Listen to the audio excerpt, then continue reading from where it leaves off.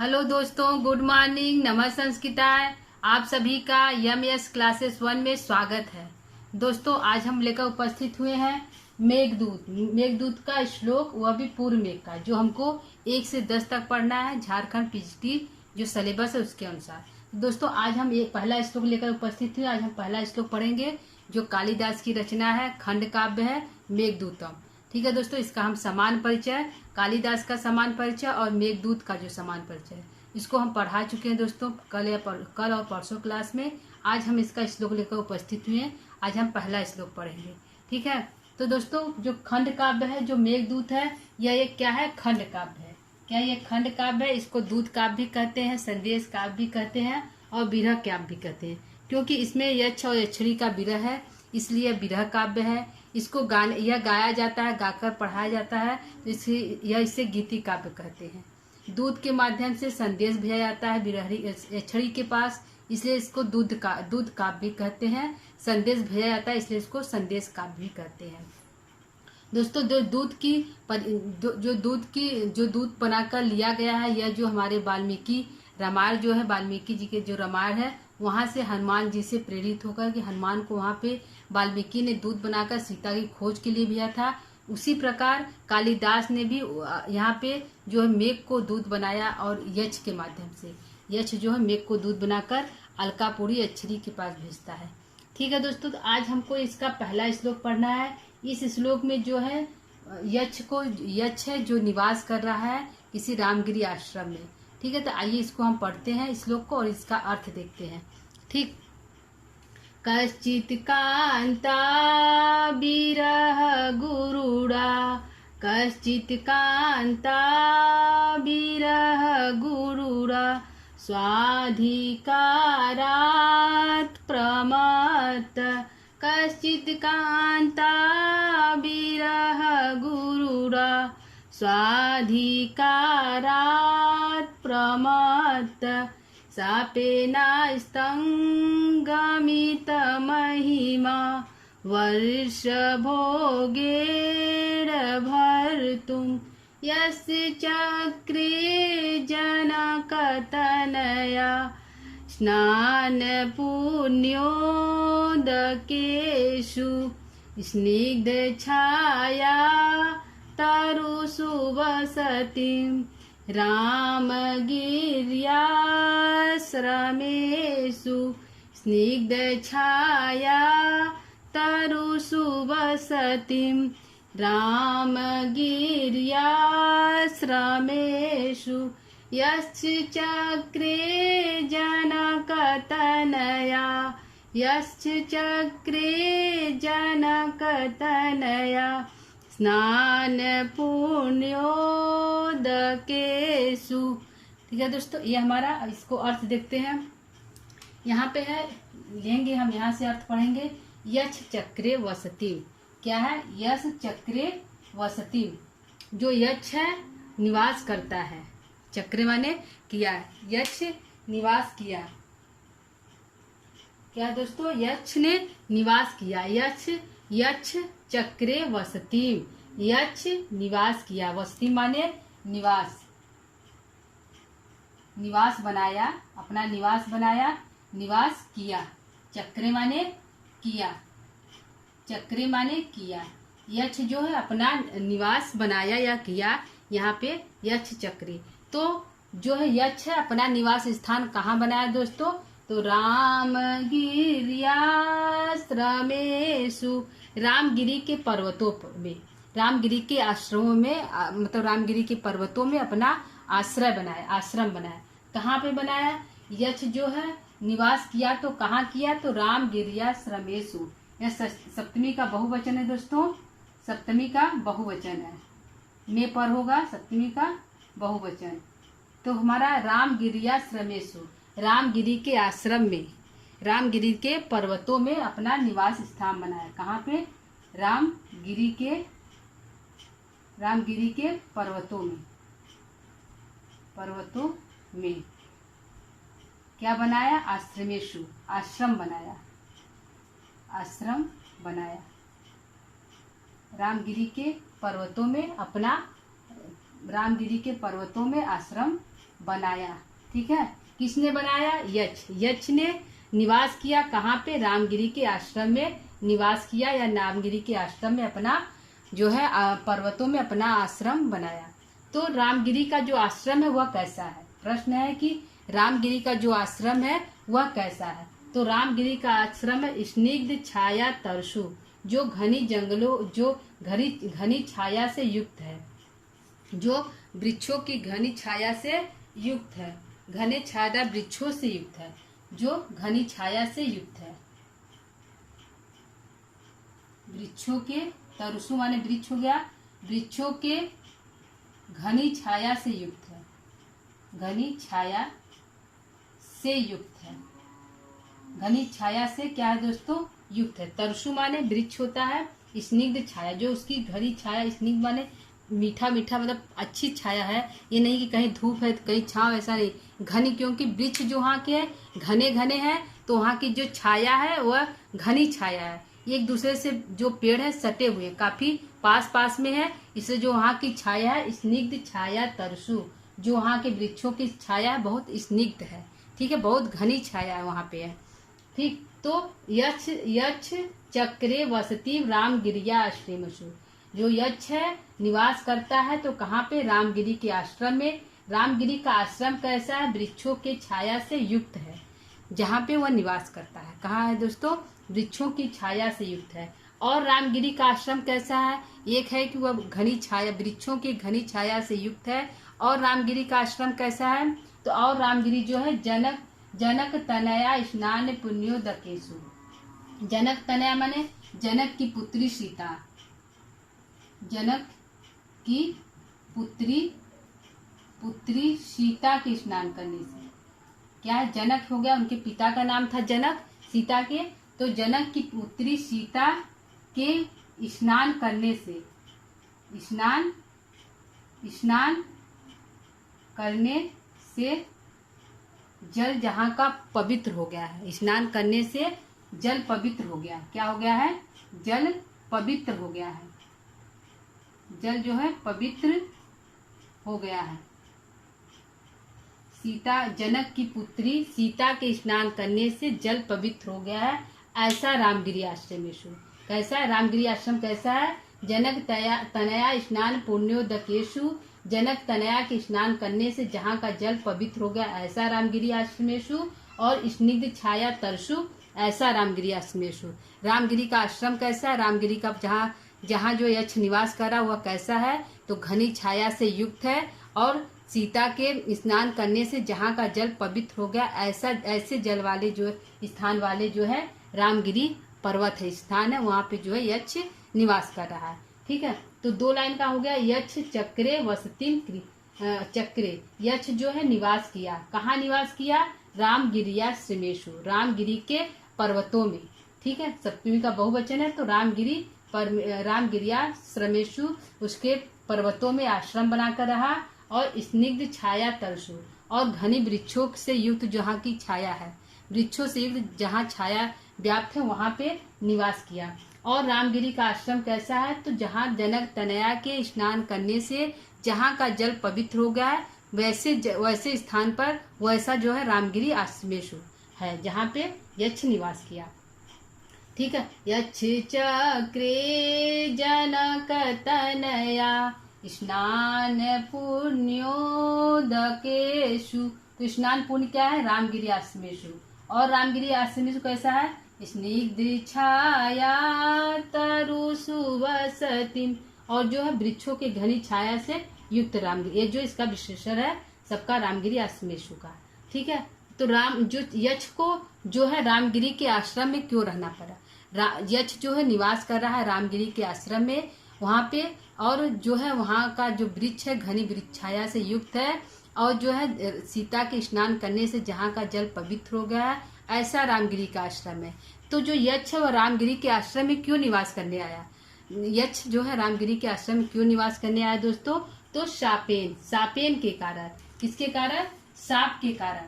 Shop के कारण जो है वह जो है रामगिरी के आश्रम में निवास करने आया। तो साप किसके द्वारा दिया गया? साप जो है उसको किसके द्वारा दिया गया? तो भर्तु के द्वारा। किसके द्वारा? भर्तु के द्वारा, स्वामी के द्वारा। स्वामी किसका? स्वामी जो है यक्ष का स्वामी जो है भर्तु के द्वारा जो यक्ष को शाप दिया गया। स्वामी से किसका बोध हो रहा है? कुबेर का बोध हो रहा है। भर्तु से किसका बोध हो रहा है? कुबेर का बोध हो रहा है। तो कुबेर के द्वारा जो है शाप दिया गया। किसको दिया गया? यक्ष को। कितने वर्ष का शाप दिया गया? क्योंकि शाप दिया गया तो क्योंकि रामगिरी के आश्रम में निवास कर रहा है तो उसको शाप दिया गया। शाप किसके द्वारा दिया गया? तो भर्तु के द्वारा दिया गया, यानी कि उसके स्वामी कुबेर के द्वारा दिया गया। तो शाप का कारण, शाप कितने वर्ष का था? तो शाप 2 वर्ष भोगे, 1 वर्ष का शाप था। कितने वर्ष का? वर्ष भोगे, 1 वर्ष का शाप था। 1 वर्ष का शाप, 1 वर्ष का शाप था। और शाप क्यों दिया गया? जो भर्तु उसके स्वामी है, शाप देने का कारण क्या है? तो शाप देने का कारण जो है स्वाधिकार प्रमत्ता, अपने अधिकार से प्रमत्त हो गया था।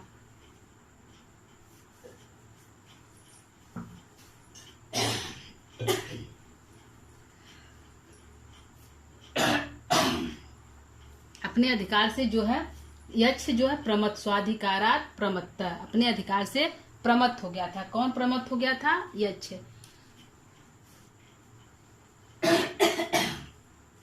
यक्ष स्वाधिकारात प्रमत्त, अपने अधिकार से वियुक्त हो गया था। अपने अधिकार, स्वाधिकार, अपने अधिकार से प्रमत्त हो गया था। प्रमत्त हो गया था,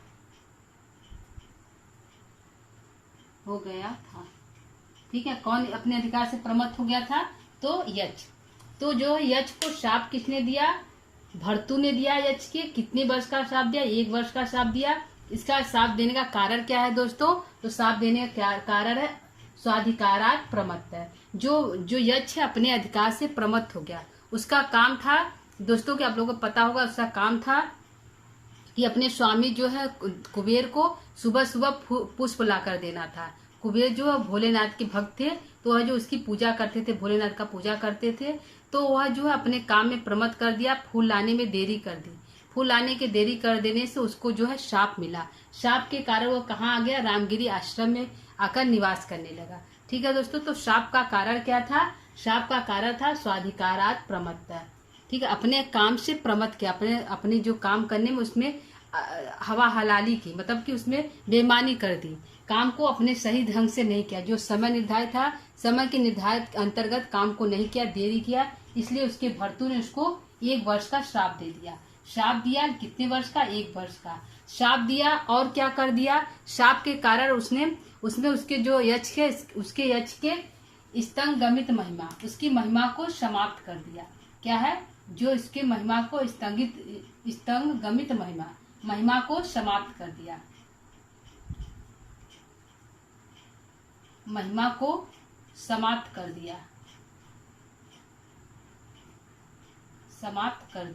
महिमा को समाप्त कर दिया। किसकी महिमा को? यक्ष की महिमा को समाप्त कर दिया। किसने किया? भर्तु ने, स्वामी ने किया। अपने अधिकार से यक्ष जो है प्रमाद हो गया। प्रमाद होने के कारण उसके स्वामी कुबेर ने 1 वर्ष का श्राप दे दिया। श्राप के साथ दिया कि तुम जो है, तुम्हारी जो महिमा है कि यक्ष जो है कोई भी रूप धारण कर सकता है, कोई भी रंग बदल सकता है, भेष बदल सकता है, तो इसका जो गुण है उसके गुण को छीन लिया कि तुम कोई भी जो अपने रूप रंग को बदल नहीं सकते। तो उसने जो है उसके श्राप जो है उसके महिमा को ही पहले समाप्त कर दिया। ठीक है। तो क्या किया? शापेन स्तंगमित महिमा वर्ष भोगेन भर्तु स्वाधिकारा प्रमत्ता। अपने स्वामी के द्वारा 1 वर्ष का श्राप मिला स्वाधिकारा प्रमत्ता के कारण, और साथ ही उसकी स्तंगमित महिमा भी हो गई। किसकी हो गई? यक्ष की। ठीक है। शापेन का कारण क्या था? स्वाधिकारा प्रमत्ता शापेन और स्तंगमित महिमा शापेन। कौन था वह जो यक्ष था? वह था कौन? तो कश्चित। कवि जो कालिदास ने, उन्होंने जो यक्ष का नाम नहीं लिया कि उसका नाम क्या है, यक्ष नाम से ही इसको संबोधित किया कि कोई यक्ष है। ठीक है, कोई यक्षड़ी है। जबकि जो ब्रह्म वैवर्त पुराण के अनुसार जो है यक्ष को जो हेमाली का नाम वहां पे प्राप्त होता है, यक्षड़ी का विशालाक्षी। लेकिन जो है लेखक जो है कालिदास ने, उन्होंने न तो हेमाली का शब्द का प्रयोग किया, न ही विशालाक्षी का, क्योंकि उसका कारण था शाप। क्योंकि जिसको शाप मिल जाता है उसको जो है कोई भी व्यक्ति जो है उसका नाम लेना पसंद नहीं करता। यदि किसी को सजा हो गई, कोई बुरा कार्य कर रहा है, कोई बदनाम हो गया समाज में, या कोई जेल में चल गया, तो उसके साथ कोई अपना नाम नहीं जोड़ना चाहता है या उसका नाम भी लेना पसंद नहीं करता है। तो कालिदास ने भी, क्योंकि यक्ष को शाप मिला था, शाप के कारण उसको जो 1 वर्ष का जो सजा मिली थी, उसके कारण जो है कवि जो कालिदास ने, उन्होंने कश्चित करके संबोधित किया है। यक्ष को किसके कर कश्चित करके संबोधित किया। कोई यक्ष क्या है? कोई यक्ष है जिसको 1 वर्ष का श्राप मिला है। कोई यक्ष है जिसको 1 वर्ष का श्राप मिला है, श्राप मिला है। ठीक है, जो है यच्छा सापेन वर्ष भोगेन भरतु।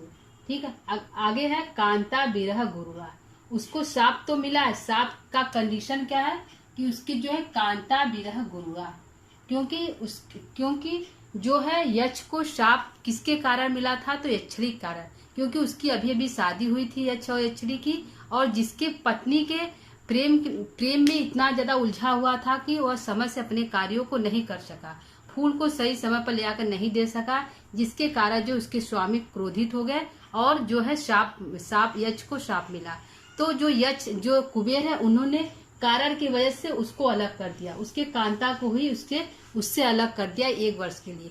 तो उसके जो 1 साल का वर्ष भोगेन का शाप मिला, साथ ही कांता विरह गुरुड़ा मिला। उसकी जो प्रेमिका थी, उसकी जो पत्नी है, उससे 1 वर्ष का विरह मिला। विरह भी कैसा था? गुरुड़ा था, बहुत भारी विरह था, क्योंकि शादी अभी हुई थी, नई नई शादी हुई थी। तो कांता विरह गुरुड़ा, जो उसका विरह था बहुत भारी था।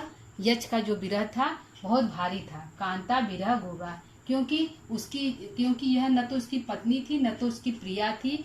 तो यह थी उसकी प्रेमिका, और प्रिया जो है पत्नी और प्रिया दोनों थी, और नई नई शादी होने के कारण जो उसका विरह था काफी भारी गुरुड़ा था। क्योंकि इस विरह में जो कांता विरह गुरुड़ा है, इस विरह में जो नायक या नायिका कोई भी अगर रहता है, तो वो उसकी जो दशा होती है बहुत बुरी होती है। न तो वो सो सकता है, न तो खा सकता है, न तो पी सकता है, मतलब कोई कार्य ढंग से नहीं कर सकता है।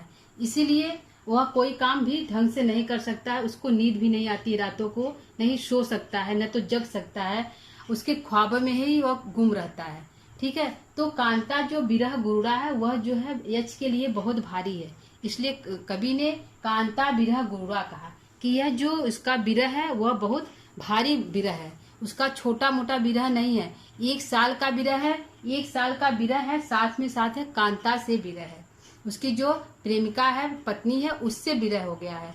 ये अकेले उसको, क्योंकि उसको अकेले रहना है रामगिरी आश्रम में, और शाप मिला, और उसके जो स्तंगमित महिमा भी इसके समाप्त कर दी गई है। तो जो उसका है कांता विरह गुरुड़ा, यह शब्द जो है भारी है, क्योंकि यहाँ पे उसको जो यक्ष को शाप मिला है विथ कंडीशन, यह था कंडीशन के साथ है कि उसकी जो पत्नी उससे विरह हुआ है, 1 साल का विरह हुआ, वह कोई उसके। तो दोस्तों यह जो है कांता विरह गुरुड़ा, जो कश्चित कांता विरह, कोई जो यक्ष है, कोई कश्चित में कोई कांता विरह गुरुड़ा, किसी यक्ष का जो है कांता विरह गुरुड़ा हुआ है, अपनी पत्नी से अलग हुआ है, उसका जो विरह है बहुत भारी है, कांता विरह गुरुड़ा है, क्योंकि पत्नी का जो विरह है वह बहुत भारी है। जैसे कि यदि कोई प्रेम कर रहा है, तो उसका जो प्रेम होता है वह बिना अपने जो प्रेमिका है उसको देखे बिना उसको जो है चैन नहीं आता है, किसी प्रकार से उसको नींद नहीं आती है। ठीक है दोस्तों, तो यह जो है कांता विरह उसी प्रकार का है, जिस प्रकार का अपनी प्रेमिका या प्रेमी को देखे बिना व्यक्ति को नींद नहीं आती है, वह तो न तो सो सकता है, न तो जग सकता है, न तो खा सकता है, और वो हमेशा बेचैन रहता है। तो उसी प्रकार का, क्योंकि यक्ष का जो विरह है वह कांता विरह गुरुड़ा, बहुत भारी उसका विरह जो उसका विरह है बहुत भारी है, और भारी के साथ साथ 1 वर्ष का विरह है। कितने वर्ष का दोस्तों? 1 वर्ष का विरह है। ठीक है, 1 वर्ष का वर्ष भोगे विरह है, और किसके द्वारा दिया गया है? तो भर्तु के द्वारा, उसके खुद के स्वामी के द्वारा, जो उसका पालन पोषण करता है, जहाँ वह नौकरी करता था उसके द्वारा जो है श्राप दिया गया है। और क्यों दिया गया है? क्योंकि उसने अपने अधिकार में, अपने कार्यों में प्रमाद किया, अपने कार्यों को ठीक ढंग से नहीं किया, इसी कारण से जो है उसके स्वामी ने उसको श्राप दे दिया, नौकरी से निकाल दिया 1 वर्ष के लिए। ठीक है, तो उसका जो कश्चित कांता विरह गुरुड़ा है बहुत भारी विरह है, और जो उसको श्राप मिला 1 वर्ष का मिला, और किससे मिला? स्वामी से मिला। कारण है उसके कामों में अपने कामों से प्रमाद करना, और वह यक्ष जो है अपने कामों से प्रमाद किया और उसको श्राप प्राप्त हुआ। तो और श्राप के कारण 1 वर्ष उसको जो अपनी पत्नी से दूर रहना है। तो यक्ष कहाँ पे निवास करता है? तो यक्ष निवास करता है रामगिरी के आश्रम में। कहाँ निवास करता है? रामगिरी के आश्रम में निवास करता है यक्ष। और रामगिरी का आश्रम कैसा है दोस्तों? तो जनक तनया स्नान पुण्यो दकेशु है, जो है जनक की पुत्री सीता के स्नान करने से जहाँ का जल पवित्र हो गया, वैसे स्थान पे और घनी छाया से, वृक्षों के घनी छाया से युक्त जहाँ स्थान है, ऐसे स्थान पे यक्ष जो है निवास करता है। ठीक है दोस्तों, यह हमारा अर्थ हो गया, जो है यह हमारा अर्थ हो गया। आइए देखते हैं कि यहाँ पे कुछ जो है टिप्पणी यहाँ पे बन रहा है। तो व्याकरणात्मक टिप्पणी यहाँ पे हमारा कुछ बन रहा है।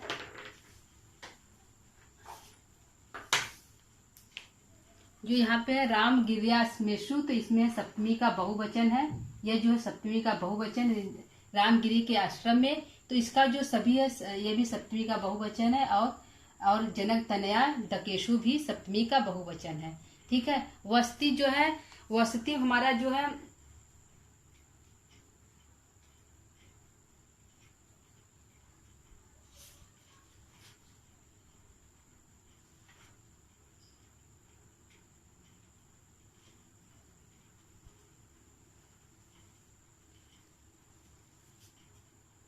ठीक है, बस्ती माने निवास किया।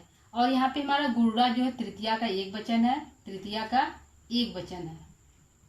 तृतीया का 1 वचन हमारा है, 1 वचन है। और जो है सापेन में भी तृतीया का 1 वचन है। और जो है वर्ष भोगेड़ में भी तृतीया का 1 वचन हमारा, तृतीया का 1 वचन है। और जो यह जो जितने भी तृतीयांग पद है दोस्तों, सब सापेन की विशेषण है। ठीक है, विशेषता जो है सापेन का है। तो कोई यक्ष जो निवास किया। ठीक है दोस्तों, आइए यहाँ पे हम देखते हैं कि प्रश्न हमारे क्या क्या बन रहे हैं, क्योंकि हमारा जो है पेपर में प्रश्न नहीं आएगा। तो प्रश्न को हम देखते हैं दोस्तों, यहाँ पे प्रश्न हमारे क्या क्या बन रहे हैं। इसको मिटा रहे हैं, प्रश्न को यहाँ पे हम देखते हैं।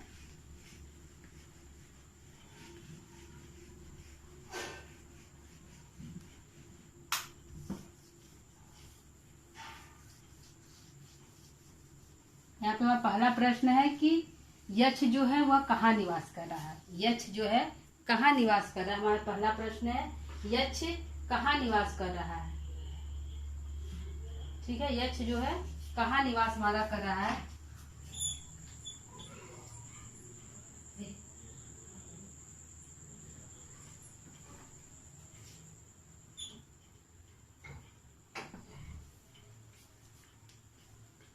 पहला प्रश्न है कि यक्ष कहाँ निवास कर रहा है। प्रश्न पहला, यक्ष कहाँ निवास, अपना निवास, यक्ष कहाँ, यक्ष अपना निवास स्थान कहाँ बने। यक्ष कहाँ निवास, यक्ष अपना निवास स्थान कहाँ बनाया। यक्ष अपना निवास स्थान कहाँ बनाया। निवास स्थान कहाँ बनाया, कहाँ बनाया, कहाँ बनाया दोस्तों यक्ष अपना निवास स्थान। तो रामगिरी के आश्रम में। कहाँ? रामगिरी में, रामगिरी के पर्वतों में। कहाँ पे? रामगिरी के पर्वतों में, रामगिरी के पर्वतों में अपना जो है स्थान बनाया। कौन बनाया?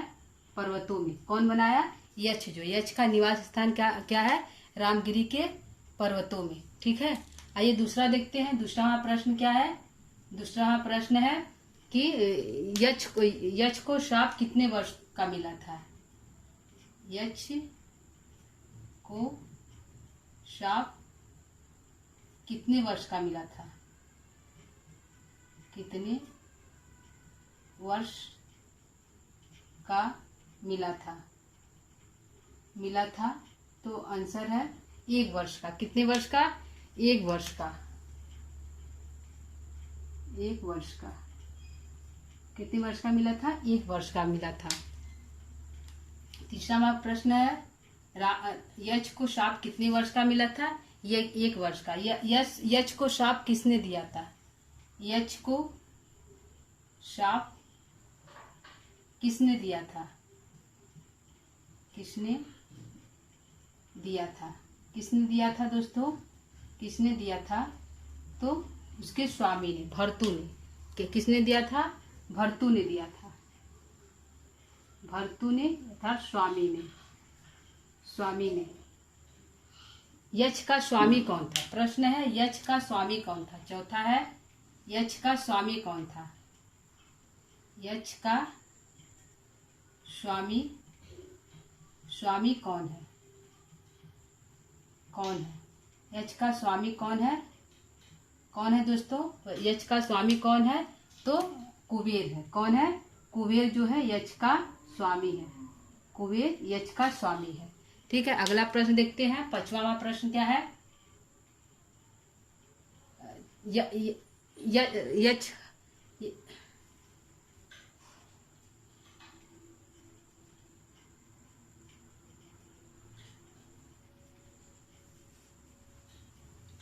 इस श्लोक में कौन सा छंद है?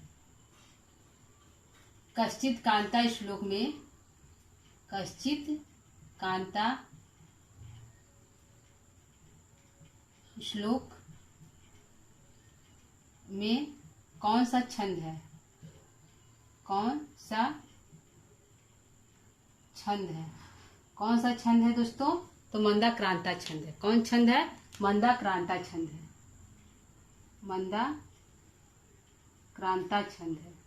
कौन छंद है? मंदाक्रांता छंद है। मंदाक्रांता जो कश्चित कांता में नहीं दोस्तों, पूरे जो मेघदूत का पूरा श्लोक है 115, उत्तर में पूर्व में दोनों में ही मंदाक्रांता छंद है। पूरे श्लोकों में मंदाक्रांता छंद है। ठीक है, अगला हम देखते हैं। 5वां हमारा प्रश्न क्या है? इस श्लोक का मंगलाचरण क्या है? इस श्लोक का मंगलाचरण कैसा है? मंगलाचरण कैसा है? कैसा मंगलाचरण है दोस्तों? कैसा है? तो वस्तु निर्देशात्मक मंगलाचरण है। कैसा है? वस्तु निर्देशात्मक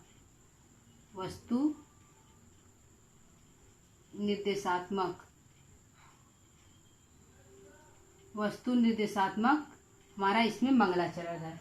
ठीक है, जो है इस श्लोक में मंगलाचरण वस्तु निर्देशात्मक मंगलाचरण है। कश्चित शब्द से किसका बोध हो रहा है? जो कश्चित शब्द था उससे किसका बोध हो रहा है? कश्चित शब्द से किसका बोध हो रहा है? कश्चित शब्द से किसका बोध हो रहा है? किसका बोध हो रहा है? किसका बोध हो रहा है दोस्तों? बोध हो रहा है। किसका बोध हो रहा है? तो यक्ष का बोध हो रहा है। कश्चित जो है शब्द यक्ष के लिए है, तो यक्ष का बोध हो रहा है। यक्ष का, ठीक है, यक्ष का बोध हो रहा है। किसका बोध हो रहा है? यक्ष का बोध हो रहा है। 7वां प्रश्न हमारा है,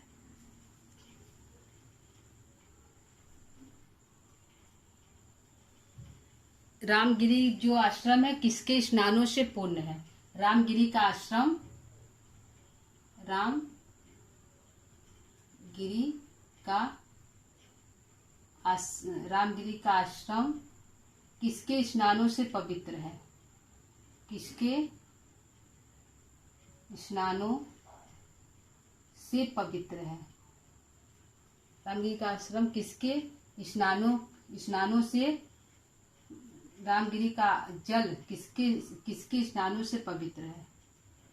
का जल किसके स्नानों से पवित्र है? पवित्र है। तो किसके स्नानों से पवित्र है दोस्तों? तो जनक तनया के स्नानों से पवित्र है। जनक तनया तब सीता के अर्थ होगा सीता के स्नानों से वहां का जल पवित्र है। ठीक है,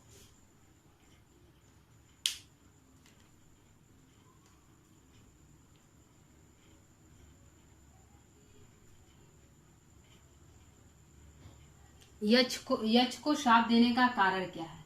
8वां है, यक्ष को यक्ष को शाप देने का कारण क्या है? शाप देने का कारण क्या है? कारण क्या है? क्या है यक्ष को शाप देने का कारण? स्वाधिकारात् प्रमत्ता। क्या आंसर होगा? स्वाधिकारात् प्रमत्ता।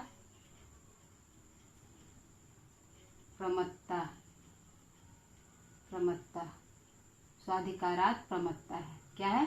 स्वाधिकारात् प्रमत्ता, अपने अधिकार से प्रमाद हो गया था। यक्ष को शाप देने का कारण क्या है? स्वाधिकारात् प्रमत्ता। यक्ष का विरह गुरुरा क्या था?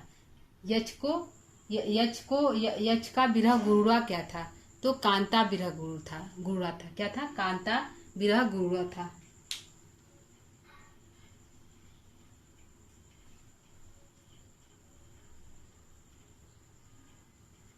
यक्ष को शाप किस दिन प्राप्त हुआ था? यक्ष को शाप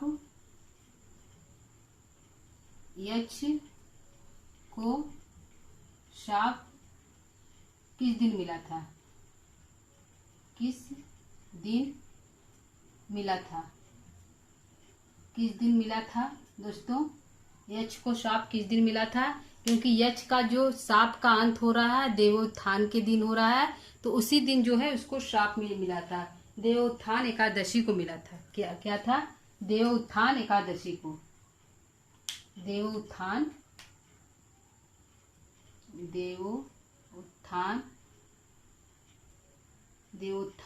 एकादशी को। क्या है? देवोत्थान एकादशी को उसको जो है शाप मिला था। देवोत्थान एकादशी को शाप मिला था। देवोत्थान एकादशी को श्राप मिला था, क्योंकि जो है इसके जो शाप का अंत भी देवोत्थान के हो रहा है, क्योंकि 1 साल का शाप है, तो जिस दिन मिलेगा उसी दिन अंत होगा। तो उस देवोत्थान की एकादशी को उसका अंत हो रहा है, तो शाप भी देवोत्थान एकादशी को ही मिला था। ठीक है, तो यह दोस्तों हमारा जो है कॉमन प्रश्न है। ठीक है, और रामगिरी का आश्रम किसके छाया से युक्त है? तो स्निग्ध छाया तरसु के से युक्त है। ठीक है, रामगिरी का आश्रम किसके छाया से युक्त है? तो वृक्षों की छाया से युक्त है। यह हमारा प्रश्न है दोस्तों। प्रश्न एक बार फिर पढ़ लेते हैं। यक्ष अपना निवास स्थान कहाँ बनाया दोस्तों? तो रामगिरी के आश्रम में पर्वतों में बनाया। रामगिरी के पर्वतों में बनाया। ठीक है। यक्ष को शाप कितने वर्ष का मिला था? 1 वर्ष का। यक्ष शाप किसने दिया? यक्ष को शाप किसने दिया? यक्ष को शाप किसने दिया था? तो भर्तु द्वारा दिया गया था। यक्ष का स्वामी कौन है? तो कुबेर है। कश्चित कांता जो श्लोक में कौन सा छंद है दोस्तों? तो मंदाक्रांता छंद का प्रयोग किया गया है। इस श्लोक का मंगलाचरण कैसा है? तो वस्तु निर्देशात्मक मंगलाचरण है।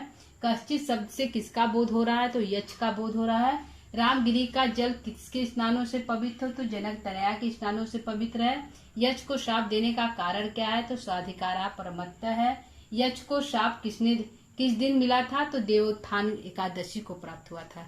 ठीक है दोस्तों, तो यह जो पहले श्लोक का ये सब प्रश्न है। पहले श्लोक का जो सामान्य प्रश्न है, यह दोस्तों परीक्षा में पूछने वाली जो प्रश्न है और पूछे गए प्रश्न भी है। ठीक है दोस्तों, तो पहले श्लोक का पहला प्रश्न दोस्तों, उसका हम श्लोक पढ़े, उसका शब्द जो अर्थ है उसको अच्छे से बता दिए और प्रश्न उत्तर भी बता दिए। तो दोस्तों क्लास को यहीं पर हम विराम देंगे। अगला जो है श्लोक है हम कल लेकर उपस्थित होंगे। तो आज का हमारा क्लास कैसा लगा दोस्तों, आप कमेंट इत्यादि के माध्यम से बता सकते हैं। यदि आपको अच्छा लग रहा है तो आप सब्सक्राइब भी कर सकते हैं। ठीक है दोस्तों, तो क्लास को ये विराम देते हैं। तब तक के लिए नमस्कार संस्कृता है। दोस्तों यदि आप लोग को थोड़ा जो है दिखने में दिक्कत हो रहा है, क्योंकि ब्लैक बोर्ड का प्रयोग हुआ है, थोड़ा सुविधा कम है, तो छोटा दिख रहा है, तो आप स्क्रीन को थोड़ा सा बड़ा कर देख सकते हैं, तो आपको थोड़ा स्पष्ट दिखाई देगा। ठीक है, तो आप जो है इसको लिख सकते हैं। थोड़ा स्क्रीन को बड़ा कर देंगे, मोबाइल के टच करके स्क्रीन थोड़ा बड़ा कर देंगे तो बड़ा दिखाई देगा, तो आप उसको लिख सकते हैं। ठीक है दोस्तों, क्लास को समाप्त करते हैं। तब तक के लिए नमस्कार संस्कृता है।